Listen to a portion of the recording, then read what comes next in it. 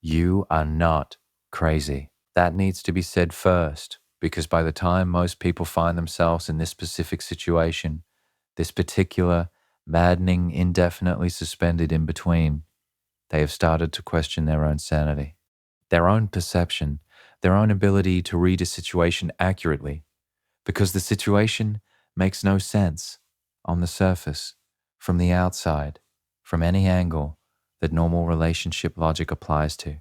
They do not want to lose you. That part is clear. You can feel it. You have seen it. The moment you pull back, the moment the distance becomes real enough to feel like a genuine ending, something in them activates. They reach. They warm up. They find reasons to be present that were not available when you were fully there. The loss of you produces a response that the having of you somehow did not. And yet they will not choose you, will not take the step that would convert the feeling into something real and defined and moving forward, will not close the distance on their own terms, will not say, here, clearly in the daylight, this is what I want, and I am choosing it, and I am showing up for it consistently. They want to keep you. They cannot choose you. Both things completely true simultaneously, and you are living in the space between them, which is one of the most psychologically destabilizing places a person can inhabit in a relationship. So let's talk about why. Not to excuse it, not to make it more palatable, but because understanding the actual mechanism, the specific psychological reason this happens, is the only thing that will stop you from making it mean something about you that it was never about you at all. The architecture of the in-between. The in-between is not an accident. It is not the avoidant being confused about what they want. It is not ambivalence in the ordinary sense. The normal human experience of being genuinely uncertain between two options with unclear relative value. It is a structure, a specific, psychologically generated structure that serves a very precise function in the avoidance emotional management system. Here is what the structure does. It maintains access to the warmth and connection and genuine feeling that you represent, all of the real, undeniable value of what exists between you, while simultaneously preventing the full vulnerability that choosing you would require. It lets them have the feeling without paying the full cost of the feeling, have the connection without the exposure that full commitment to the connection demands. The in-between is the avoidance nervous system, finding the option that minimizes the specific threat that genuine choosing represents. And to understand why choosing represents a threat, you have to understand what choosing actually means at the level of the avoidance attachment system. Choosing you means dependence. Real, undeniable, cannot be managed away dependence. It means your well-being matters to them in a way that is now official, acknowledged, named. It means that if they lose you, if you leave, if things end, if the vulnerability of having chosen is met with the devastation of the choice being withdrawn, that loss is unambiguous, undeniable, not something that can be minimized or reframed as not that important, because actually, they were fine either way. Choosing you removes the escape hatch, the plausible deniability of the in-between, the ability to tell themselves and the world, and most importantly their own nervous system, that it was never that serious, that they were not really that invested, that the distance was chosen rather than the result of someone having mattered too much and the mattering having become too threatening to hold. The in-between preserves the escape hatch. It allows the feeling to be real without the feeling being on the record. It allows them to care without caring being something they can be held to.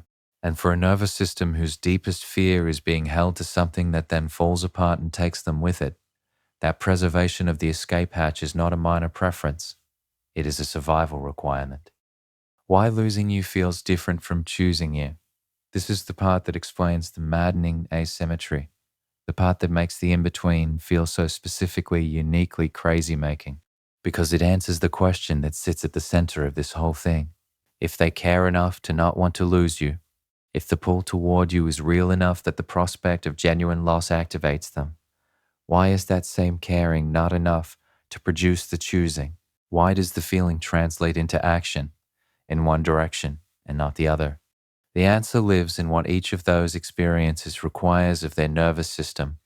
Not wanting to lose you is a reactive experience. It happens in response to a threat that is already materializing. The loss is becoming real. The absence is present and felt. And the avoidance system, which has been successfully managing the feeling from a comfortable distance, suddenly finds the feeling arriving at full volume, whether it is ready or not. The management fails. The feeling breaks through. And the response, the reaching, the warming, the sudden availability, is the system responding to a threat it did not choose to engage with. It was forced into it by circumstances. Choosing you is a proactive experience. It requires the avoidant to voluntarily walk toward the full exposure of genuine commitment without the pressure of imminent loss forcing them there, to decide from a place of relative safety and calm to make themselves vulnerable on purpose, to trade the escape hatch for the realness of being fully in. And that voluntary, proactive, nobody is forcing me right now choosing is the most threatening thing the avoidant attachment system encounters, because it cannot be justified by external pressure. It cannot be explained as a response to circumstances.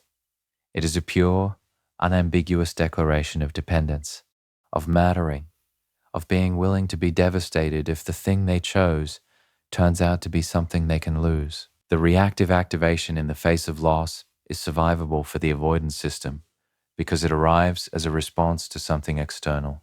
The proactive choosing is not survivable in the same way because it arrives as something they did to themselves, willingly, on purpose, with full awareness of what it costs. That is why they can feel the loss and not make the choice. The two things require completely different things from a nervous system that has one overwhelming priority. Do not be that exposed. Do not be that vulnerable. Do not put yourself in the position of having chosen something that could then be taken away.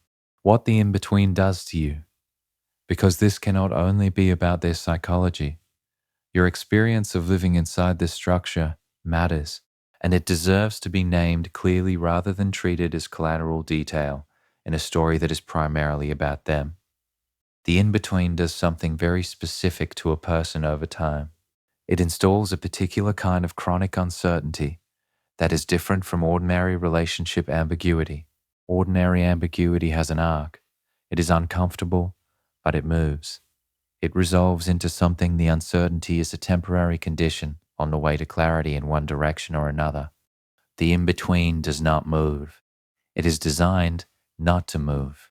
Its entire function is to maintain a specific suspension that serves the avoidance need to keep the escape hatch intact, which means the uncertainty you are living in is not temporary. It is structural. It will continue for as long as you remain available for it to continue, because the structure has no internal pressure toward resolution, no mechanism that generates movement toward the choosing that would end it.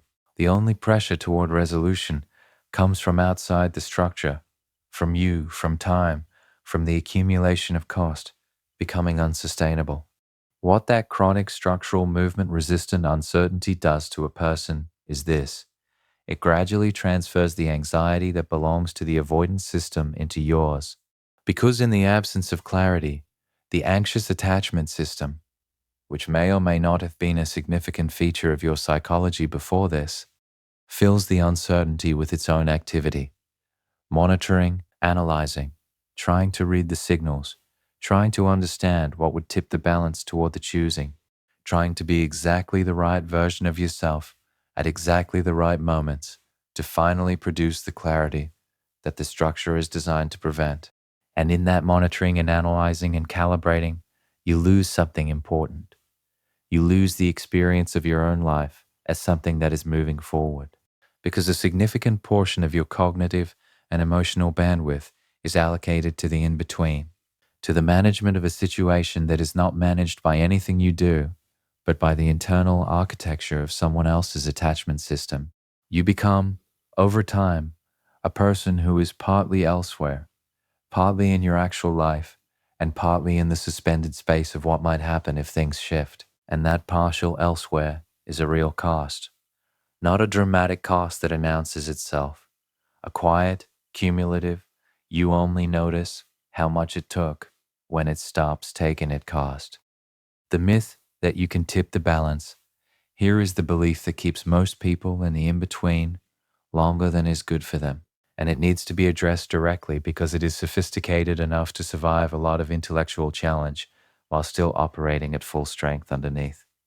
The belief is this: if you can just find the right combination, the right amount of availability and distance, the right level of warmth and independence, the right version of yourself that addresses what is driving the avoidance without triggering the defense system, you can tip the balance.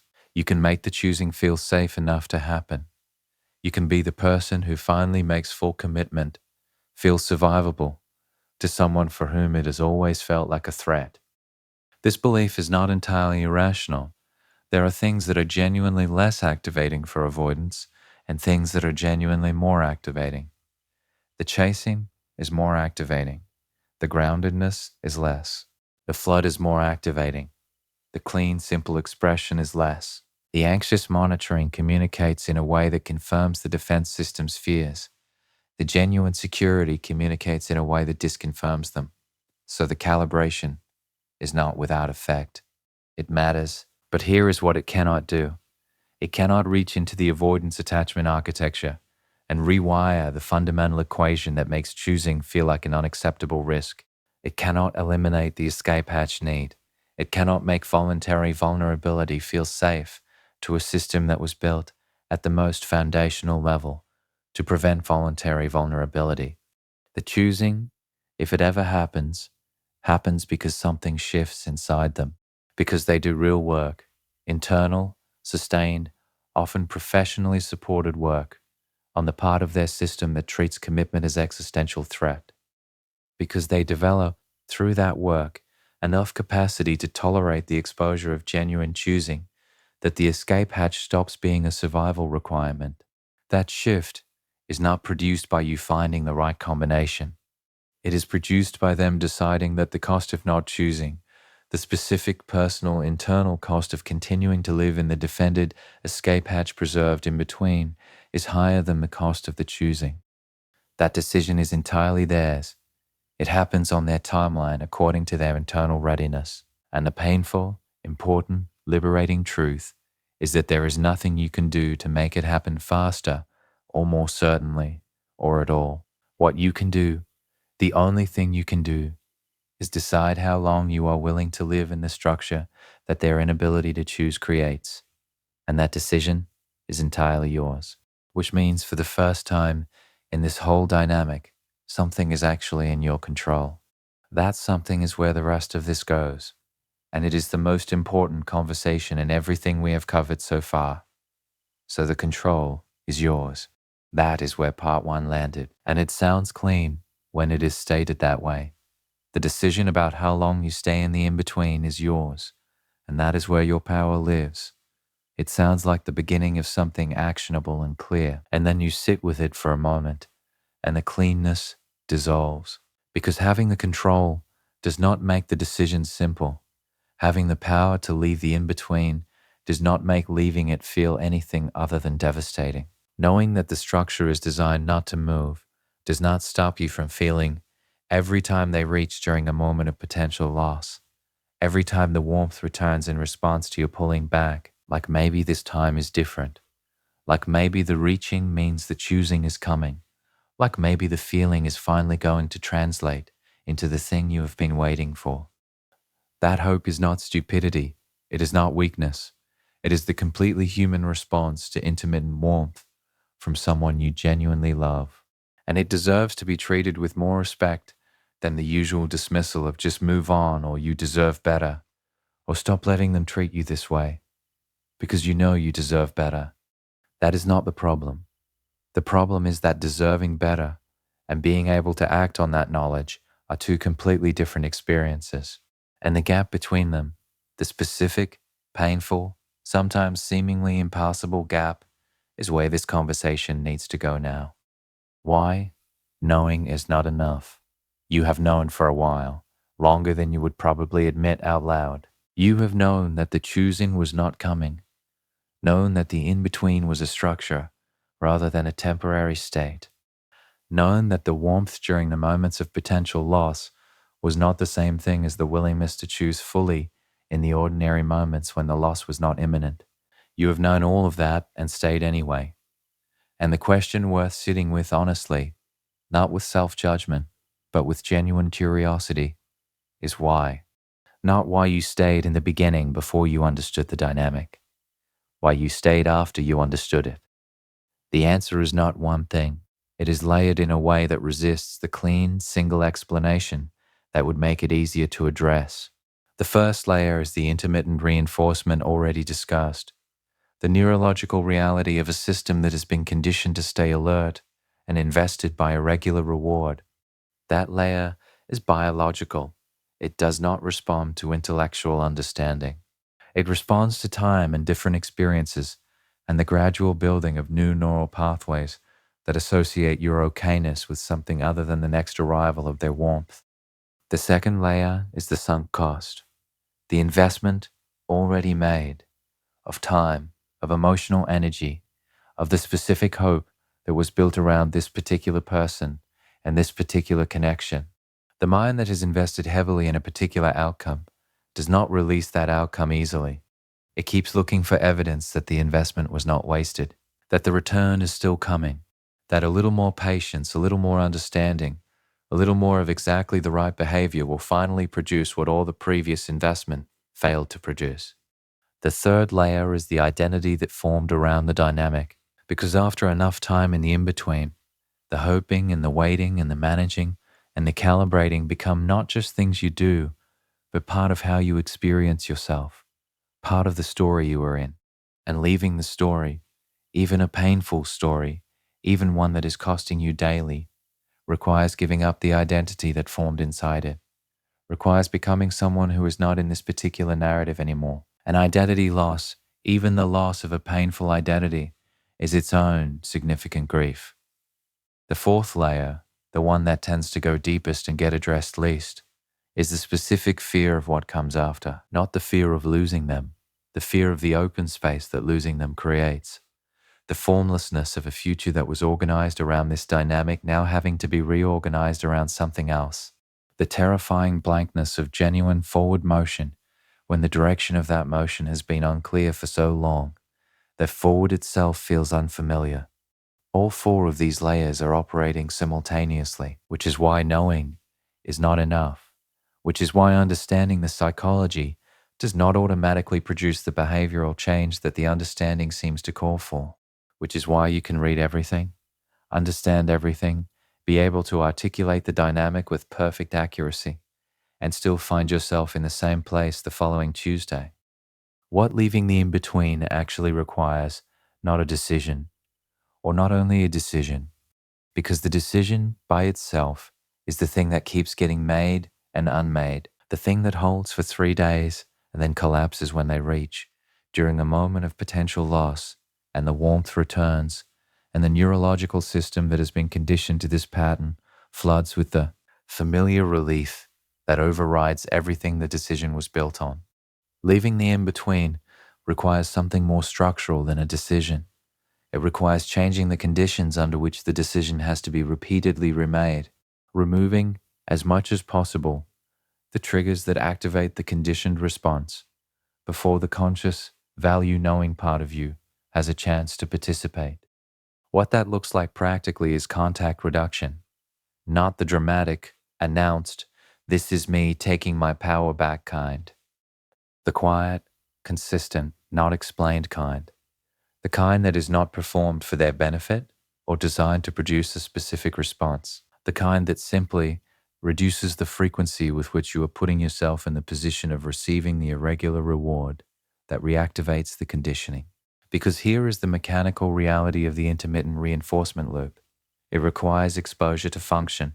Every time you receive the warmth, every time the reaching happens and the relief floods and the hope reactivates, the conditioning gets stronger.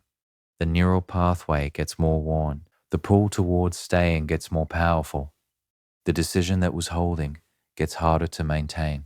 Reducing contact is not about punishing them. It is about giving your own nervous system the conditions it needs to begin building a different relationship with its own baseline state. to begin experiencing your okayness as something that is not contingent on the arrival of their warmth, to begin, slowly, imperfectly, with significant resistance from the conditioned part, associating your own forward motion with something other than the dynamic that has been consuming the majority of your emotional bandwidth. This is not the same as the strategic withdrawal designed to make them chase. That withdrawal is still organized around them, still aimed at producing a specific response, still keeping you tethered to the outcome of their reaction. This is withdrawal, organized entirely around you, around your nervous system's need for different conditions, around the simple, non-negotiable reality that you cannot build a new relationship with your own life while remaining in constant exposure to the trigger that keeps pulling you back into the old one. The morning that cannot be skipped. There is a tendency in empowerment conversations to move quickly from the pain to the action, to spend the minimum necessary time in the feeling and get to the doing as fast as possible, because the doing feels like agency and the feeling feels like helplessness, and most people understandably prefer agency. But the morning that belongs to leaving the in-between cannot be skipped without consequences, and the consequences of skipping it are specific and predictable. They show up in the next relationship as patterns that were imported from this one without being fully processed, as a guardedness that was built in this dynamic and brought forward into situations that do not deserve it, as reactions that are disproportionate to present circumstances because they are carrying the weight of unfinished grief from past ones. So what needs to be mourned? Not just the relationship as it was, the relationship as it almost was, the version of things that the best moments promised and the structure of the in-between prevented from ever fully arriving. The future that was being built in your imagination around the hope of the choosing finally coming. The specific person they were in, the moments when the walls were down. That version, the one who was warm and real and present and briefly unburdened by the defense system, that person deserves to be mourned as the loss they represent. Because that person was real. Those moments were real. And the grief of their inconsistency, of that realness being available only in glimpses rather than as a sustainable foundation, is legitimate and significant and does not diminish just because you understand why it was inconsistent.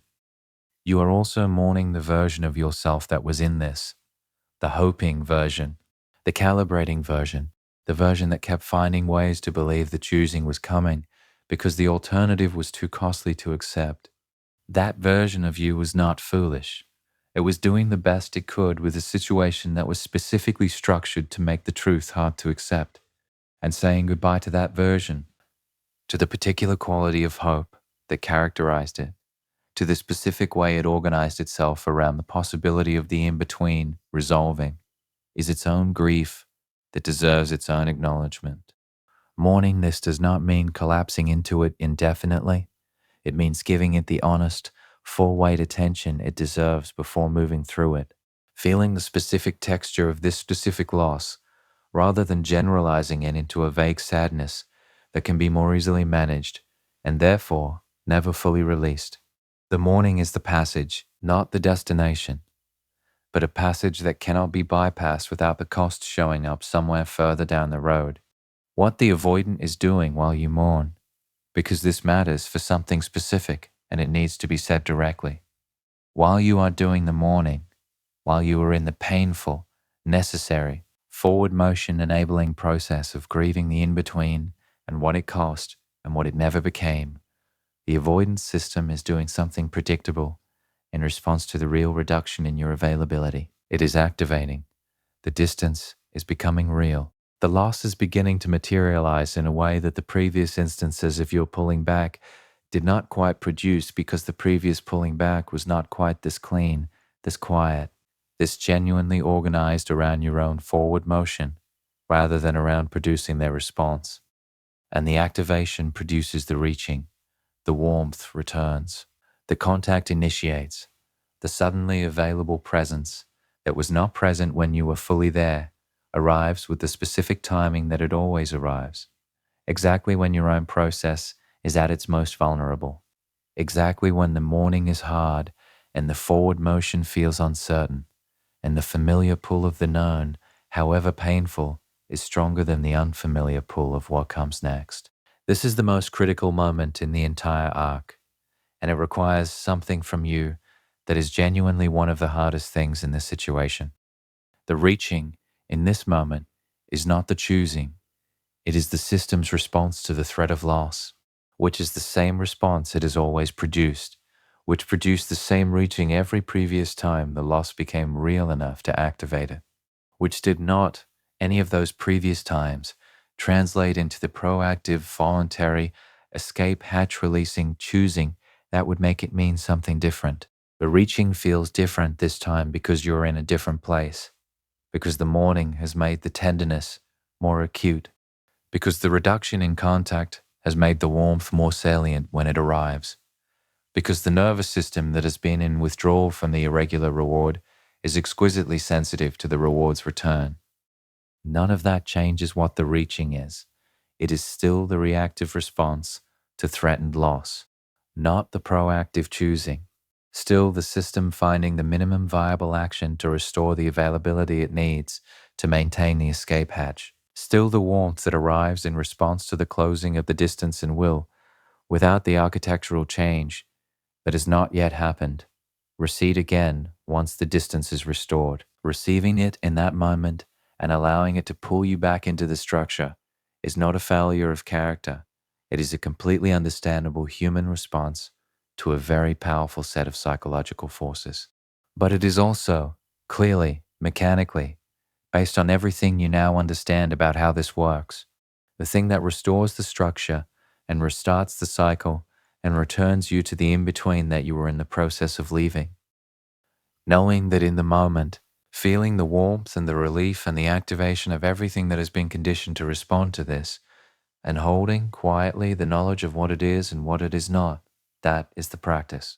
Right there, in that specific, tender, extremely difficult moment, that is where the whole thing gets decided, not in the clean intellectual clarity of understanding the dynamic. In that moment, with the phone in your hand and the message on the screen, and everything in your nervous system pulling toward the familiar, what you do there is the whole answer, and you already know what it needs to be. You have known it for longer than this conversation has been happening. The question has never been what to do. The question has always been whether you are ready to do it. And readiness, real readiness, not the performed version, not the readiness that lasts until the next reaching. That is what the morning builds. That is what the contact reduction builds. That is what every imperfect, non-linear setback, including repetition of the practice, builds. Not overnight, not cleanly, but genuinely, accumulated in the specific, daily, unglamorous way that all real things are built. One moment at a time, one 3-second window at a time, one quiet, grounded, this is what I know response at a time, until the in-between is behind you. And what is in front of you is something that actually moves, something that actually chooses you back. Here is the thing about finally getting out of the in-between, the actual, genuine, not performed, not strategic exit from the structure that has been consuming you, not the exit that collapses when the reaching arrives, the real one. It does not feel the way you thought it would. You have imagined this moment, probably more than once, the version where the clarity arrives clean and permanent, and the pull disappears, and you feel the specific relief of someone who has finally set down something very heavy that they have been carrying for a very long time. The version where leaving feels like freedom, because the understanding has finally translated all the way down into the nervous system, and the conditioning is released and the forward motion begins with some kind of felt sense of rightness. Sometimes it feels like that, briefly, in certain moments, when the groundedness is solid and the morning has done enough of its work and the distance from the dynamic has accumulated enough that the pull has genuinely softened. But mostly, it feels like loss. Plain, unadorned, not made better by understanding loss. The specific grief of leaving something that was real, even though it was not enough. Of closing a door that you kept hoping would open into something different. Of accepting, not intellectually, in your body, in the place where hope used to live, that the choosing is not coming. not because they do not feel anything, but because the feeling and the choosing are two different things, and the gap between them is not yours to close. That grief is the price of the exit, and it is worth paying, but it needs to be paid honestly rather than bypassed through the performance of moving on before the moving on is real. What the other side actually looks like, not the cinematic version, the actual version. The actual version is ordinary. That is the first thing that surprises people. After so much intensity, after so much monitoring and hoping and calibrating, and the specific consuming aliveness of being in the in-between, the other side is quiet in a way that initially feels like emptiness rather than peace, because the in-between, for all its cost, was also stimulating. The irregular reward, the constant low-grade activation of the hope, the specific quality of aliveness that comes from being in something unresolved and high stakes, all of that produced a kind of psychological intensity that the nervous system, after long enough exposure, begins to associate with feeling real, with being fully engaged, with life having sufficient weight and meaning and forward momentum.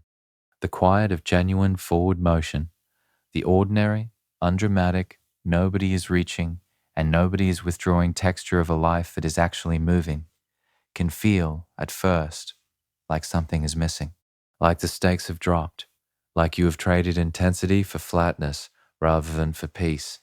That feeling is withdrawal. It is real and it is temporary, and it is one of the most important things to understand about the early period after leaving the in-between, because it is the feeling that sends people back. Not the love, though the love is real. Not even the hope, though the hope is not fully released yet. The discomfort of the quiet, the nervous system that has been running on the specific fuel of the irregular reward, finding the absence of that fuel indistinguishable, at first, from the absence of aliveness itself. You are not less alive in the quiet. You are less activated. And activated and alive are not the same thing, though they have been behaving as if they were for long enough that the distinction has blurred. The peace arrives after the quiet has been inhabited long enough for the nervous system to recalibrate, for the baseline to shift from the heightened state of chronic uncertainty to something more genuinely sustainable, for the ordinary moments of your actual life, the ones that were always there but were receiving only partial attention because the majority of your bandwidth was allocated elsewhere, to begin registering with their full weight and texture and capacity for meaning. That recalibration takes longer than feels fair. It does not happen in the timeline the mind wants.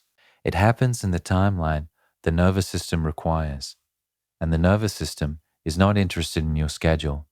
It moves at the pace of genuine adaptation rather than the pace of intellectual resolution.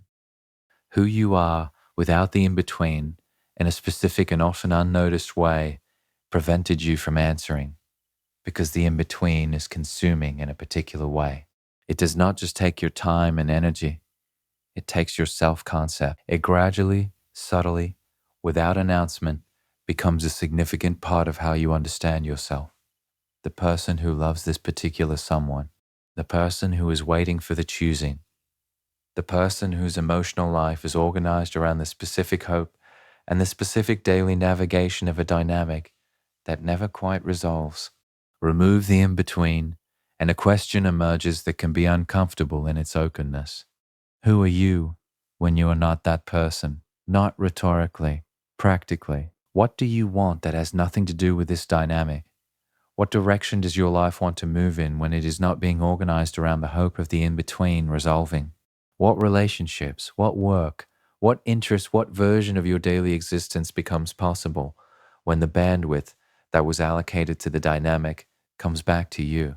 These questions can feel abstract at first, especially if the in-between has been going on long enough that the period before it is genuinely difficult to remember clearly. If the self that existed prior to the dynamic has been sufficiently obscured by the dynamic, that reconnecting with it requires real excavation rather than simple recall. The excavation is worth doing.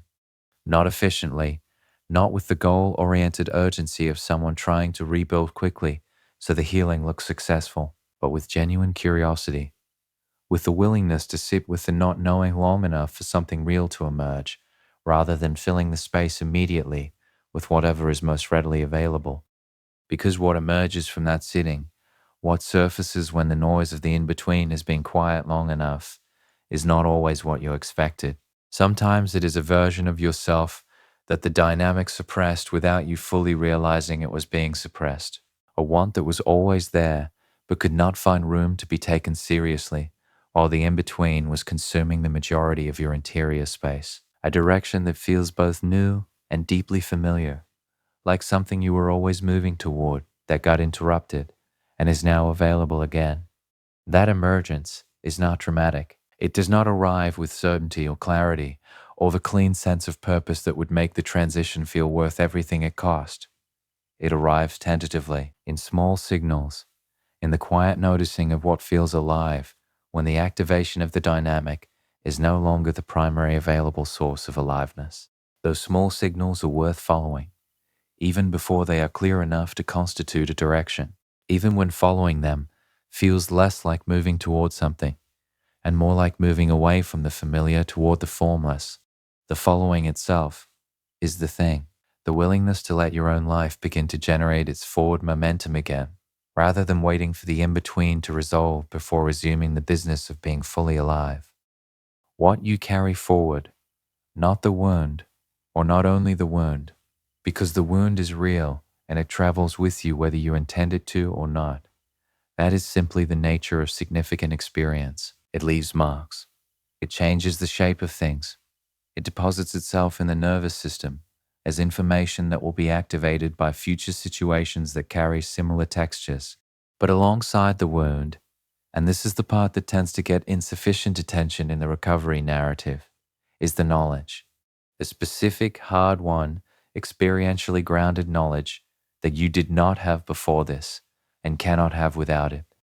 You know what the in-between feels like from the inside, not as a concept, in your body, in the specific way your chest tightens when someone is warm in an irregular way, in the specific quality of relief that arrival of contact after a period of distance produces, in the specific texture of the hope that keeps finding reasons to persist past the point where the evidence supports it. You know all of that, intimately, in a way that is now part of your perceptual equipment permanently. That means you will recognize it sooner. Not immediately. The beginning of a new dynamic always looks different from the middle of it, and the familiarity only becomes recognizable once the pattern has had enough time to reveal itself. But sooner than you would have without this, with less time spent in the in-between before you can name what you are inside, you also know what the choosing looks like, or more precisely, you know what the absence of it looks like well enough to feel the difference when something real arrives. The consistency that builds rather than resets, the availability that expands rather than sealing, the future plans that transition from hypothetical to actual, the warmth that does not require the threat of loss to activate. You know what none of that felt like, for long enough that the presence of it will be unmistakable. And you know, this is perhaps the most important thing, that you can survive the in-between, that the specific, grinding, hope and grief alternating cost of it did not break you, that the morning was survivable, that the exit, as hard as it was, produced something on the other side. Not immediately, not cleanly, but actually. The quiet arrived. The recalibration began. The signals of your own life started becoming audible again through the noise. That survival is not a small thing. It is evidence of something about your resilience, that the in-between, which required you to be so focused on them and on the dynamic, made difficult to see. You are more capable of getting through hard things than the in-between allowed you to feel, because the in-between made the hard thing feel endless, and therefore unsurvivable. And you survived it. The relationship that can actually choose you, it exists. This needs to be said directly, because enough time in the in-between can quietly install the belief that the choosing that did not come from this person is simply not available. That the connection that felt real here is the ceiling of what is accessible to you, rather than a partial, structurally limited version of what genuine connection actually looks like. It is not the ceiling, It is a data point about one specific person's current capacity, and one person's current capacity is not a referendum on what is available in the world or what you are capable of building with someone whose attachment system does not require the escape hatch to feel safe. The relationship that can actually choose you does not look like the in-between with the choosing finally arriving. It does not have the same texture, because the texture of the in-between, the intensity, the aliveness, the specific quality of feeling that the irregular reward produces is inseparable from the structure that produces it. You cannot have the in-between's texture with a different outcome. The texture is the outcome. It is what the structure feels like from the inside. What genuine choosing feels like is different, quieter in the early stages, less activating in the specific way that the irregular reward activates, which is why, as mentioned, it can initially register as less intense, as somehow not the same quality as what was felt in the in-between. But give it time. Give it the time that the in-between was consuming. Let the nervous system recalibrate to what consistent, genuinely available warmth feels like when it is the baseline rather than the exception. When the relief does not arrive because the anxiety was never there to be relieved from. When the closeness does not feel vivid because it was just rescued from threatened loss, but because it is simply real, there in the ordinary moments as reliably as in the significant ones. That consistent realness, inhabited over time by a nervous system that is no longer running on the fuel of irregular reward, produces something the in-between never could. Not intensity through anxiety, depth through genuine safety. The specific, irreplaceable experience of being fully known by someone who is not managing their knowing of you through a system designed to preserve their escape hatch. That experience is what the in-between was always pointing toward, without being able to deliver what the best moments in it promised and the structure prevented. What you were always reaching for when you were reaching for the choosing that did not come. It is available, not in the in-between, on the other side of it, in the life that the exit made room for, in the relationships that become possible when the bandwidth comes back and the recalibration completes and the signals of your own life are finally audible again at their full volume. You came into this exhausted, raw or worn down, or both, living in something that made no logical sense and yet felt impossible to leave, knowing somewhere underneath everything that the choosing was not coming while another part of you kept finding reasons to stay available for it. You are leaving this with the full picture. The psychology, the structure, the specific mechanism that makes not wanting to lose you and not being able to choose you not a contradiction, but a coherent, if painful expression of an attachment system doing exactly what it was built to do. And more than the picture, the path, the morning that cannot be skipped, the contact reduction that gives the nervous system different conditions, the 3-second window, the quiet exit, the recalibration that comes after, the signals of your own life becoming audible again, the relationship that can actually choose you waiting on the other side of the work you are doing right now. You were never the problem. You were never the reason the choosing did not come. You were simply someone whose capacity for genuine connection exceeded what the in-between structure was built to hold. That capacity is not a liability. It is the whole point. Carry it forward. Into the quiet, into the recalibration, into the ordinary, undramatic, fully inhabited life that is waiting for all of it. It is enough. You are enough. You have always been enough. The choosing that matters most is the one you make for yourself. Make it.